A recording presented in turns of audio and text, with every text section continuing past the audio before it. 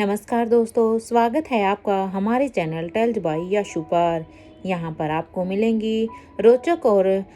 Suspenseful कहानियाँ। अगर आपको यहाँ पर हमारी कहानियाँ पसंद आती हैं तो कृपया करके आप हमारी वीडियोस को लाइक करें, इसको अपने दोस्तों को साथ शेयर करें और साथ के साथ अपना कमेंट करना ना भूलें। अगर आप इस चैनल पर नए हैं तो कृपया करके इसे सब्सक्राइब भी करें। आपका ज्यादा समय न लेते हुए चलो आज की कहानी को शुरू करते हैं।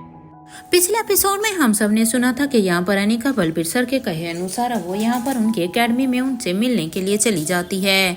जब वो वहाँ पर जाती है तो बलबीर सर उससे कहते हैं, अनिका क्या तुम मुझे बता सकती हो कि तुम उस भीमेश्वरी गांव के बारे में कैसे जानती हो, तुम वहाँ पर कैसे पहुँची। अब यहाँ पर अनिका उनकी बात को टालती है तो अब यहाँ पर बलबीर सर कहते हैं, मेरा एक दोस्त था और उसकी अब यहाँ पर उसका सिकंदर पीरामल नाम लेते हुए वो उन्हें किंग की फोटो भी दिखाते हैं। इसलिए अब अनिका उस एल्बम को अपने साथ लेकर आ जाती है और अब वो यहाँ पर मारवाड़ कंपनी के ऑफिस में अब यहाँ पर रोहित को पिक करने के लिए आती है, क्योंकि अब उन्हें जल्द से जल्द यहाँ आगरा के लिए निकलना था। इसलिए वो सबसे पहले यहाँ से रोहित मारवा को अपने साथ लेकर फिर यहाँ से जाने वाली थी। एक तरफ जहाँ पर एक तरफ जहानी का रोहित को लेकर आगरा के लिए निकल गई थी, तो दूसरी तरफ पेरिस में राजमहल में यहाँ पर धनंजय पीरामल, बड़ी रानी और महेंद्र पीरामल ये सभी अभी बड़ी मुश्किल से पेरिस तो पहुंच जाते हैं। लेकिन पेरिस पहुंचने के बाद जब ये देखते हैं कि वहां पर तो बहुत ही बड़ा हंगामा हो रखा है, इतनी ही भीड़ के साथ, इतनी ही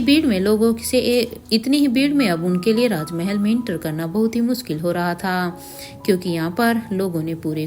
राजमहल को चारों तरफ से घेर रखा था। लेकिन अब बड़ी मुश्किल से वो राजमहल के अंदर भी आ जाते हैं। इधर राजमहल के अंदर आने के बाद अब बड़ी रानी कहती है, ये सब क्या हो रहा है हमारे राज्य में,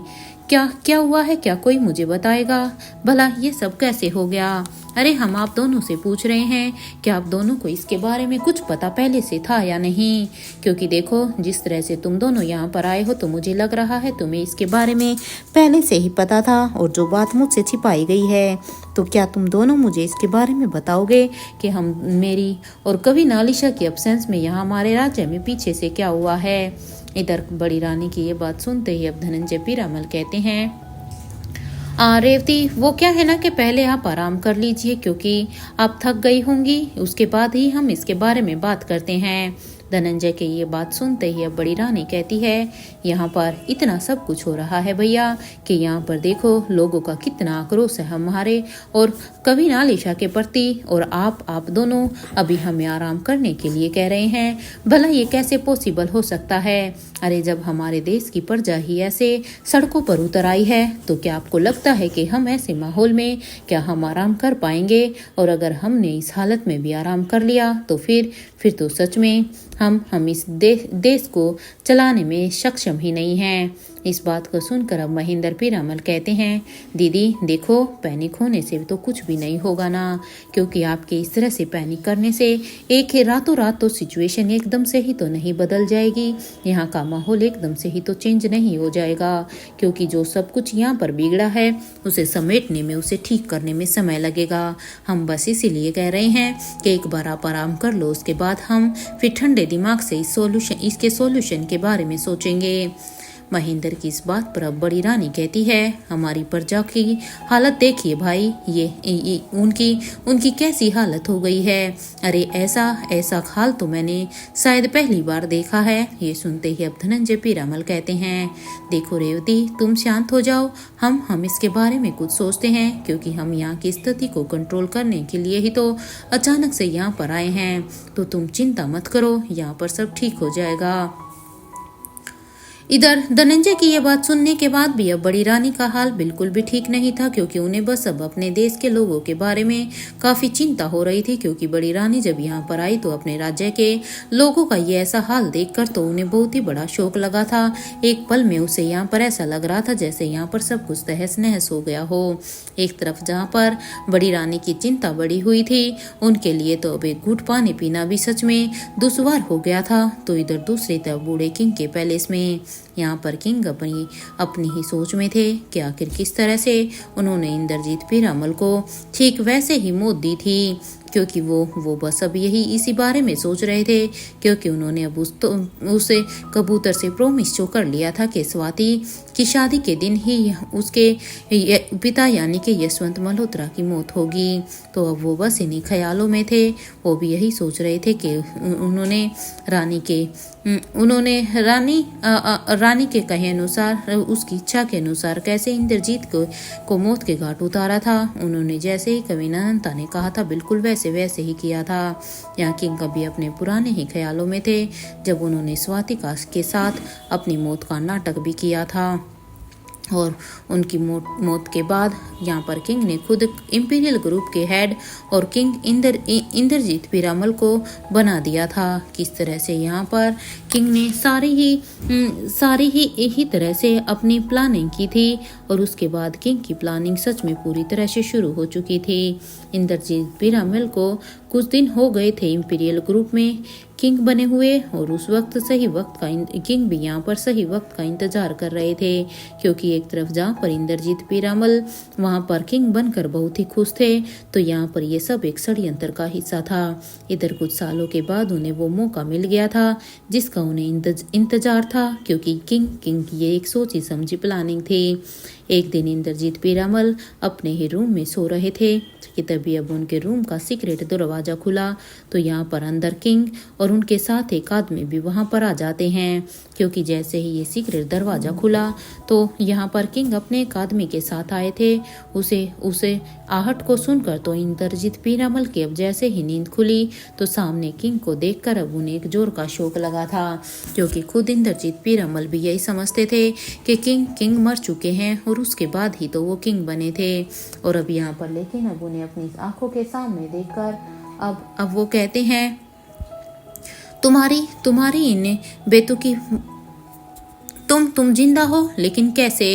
अरे तुम तो मर गए थे ना, तो अब तुम जिंदा कैसे हो सकते हो? एनीवे, लेकिन अब किंग मैं हूँ। अब इंद्रजीत पीरामल की ये बात सुनते ही अब किंग कहते हैं तुम्हारी इन्हीं बेतुकी बातों का जवाब देना मैं जरूरी नहीं समझता हूँ कि मैं मरा या जिंदा हूँ, और अगर मैं जिंदा हूँ तो मैं कैसे हूँ, क्योंकि मैं जरूरी नहीं समझता कि मैं तुम्हारे किसी भी सवाल का जवाब दूँ। और ये कहते हुए किंग अब अपनी पॉकेट से एक जिपलॉक प्लास्टिक बैग को निकालते हैं और उस बैग को निकालने के बाद वो अब उसके अंदर से 3 पिन को निकाल लेते हैं। अब यहाँ पर जैसे ही किंग यहाँ पर अब उन जिपलॉक बैग से उन 3 की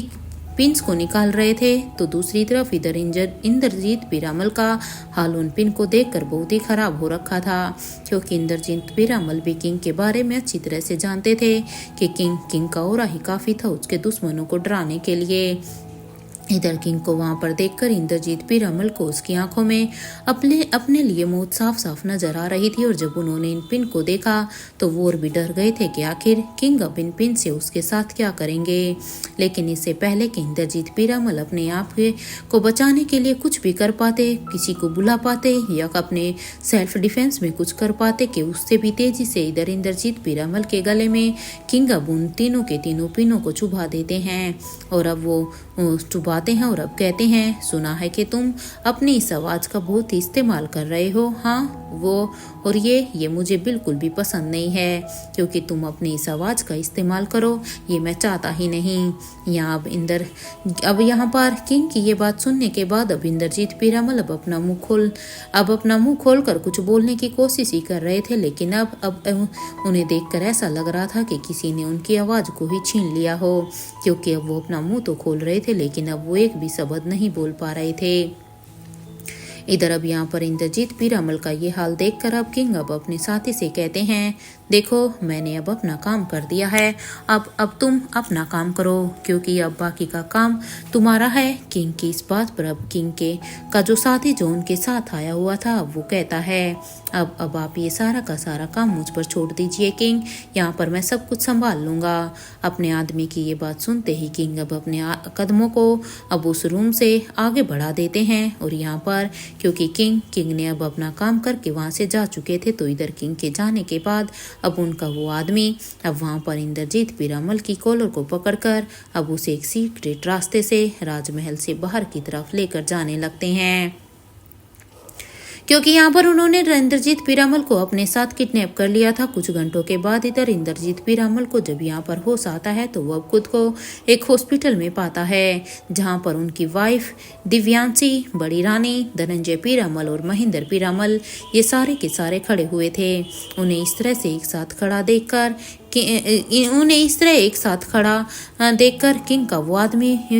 यहाँ पर जहाँ इंद्रजीत पीरामल उन्हें कुछ कहने की कोशिश कर रहे थे, तो वहीं किंग का वो आदमी जिसने ये सब कुछ किया था, वो आदमी भी अभी वहीं पर ही इन सब के साथ मौजूद था, जो इन सारी ही चीज़ों को बड़े ही अच्छे तरीके से ऑब्जर्व कर रहा था। यहाँ अब धनंजय पीरामल, अब इंद्रजीत पीरामल की ये हालत देखकर अब यहाँ पर डॉक्टर धनंजय पीरामल से कहते हैं, देखिए सर, अब आपके पापा कभी भी नहीं बोल पाएंगे, क्योंकि अब इनका बोलना नामुमकिन है। डॉक्टर की ये बात सुनते ही अब धनंजय पीरामल कहते हैं, डॉक्टर भला ये कैसे हो सकता है? मेरा मतलब है कि क्या आप हमें बता सकते हैं कि इन्हें ऐसा क्या हुआ है जो ये इस तरह से बोल नहीं सकते? क्योंकि देखो, जो कुछ भी हुआ है अचानक से हुआ है, क्योंकि रात को तो ये अच्छे खासे सो गए थे, लेकिन अब अचानक से इस तरह से ऐसा कैसे हो गया? क्या आप इसका रीजन बता सकते हैं? धनंजय की इस बात को सुनकर अब वो डॉक्टर कहता है,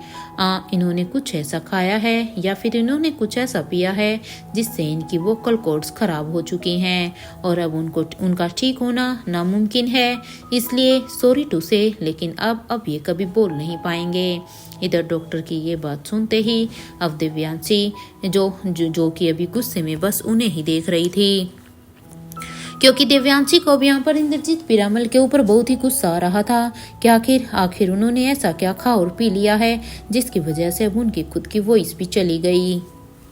वहीं इंद्रजीत पीरामल, जो कि अभी बेड पर लेटे हुए बस डॉक्टर की बातों को सुन पा रहे थे और साथ के साथ वो यहाँ पर दिव्यांशी के गुस्से को भी अच्छी तरह से समझ पा रहे थे, लेकिन उनके लिए सबसे बुरी बात तो ये थी कि वो इसके बदले में अपनी तरफ से कोई जवाब नहीं दे पा रहे थे कि आखिर उसमें इनकी कोई भी गलती नहीं है, और अगर वो कुछ इशारों में करने की कोशिश भी करते तो वहाँ पर किंग का वो खास आदमी वो भी अभी वहाँ पर उसी रूम में ही मौजूद था।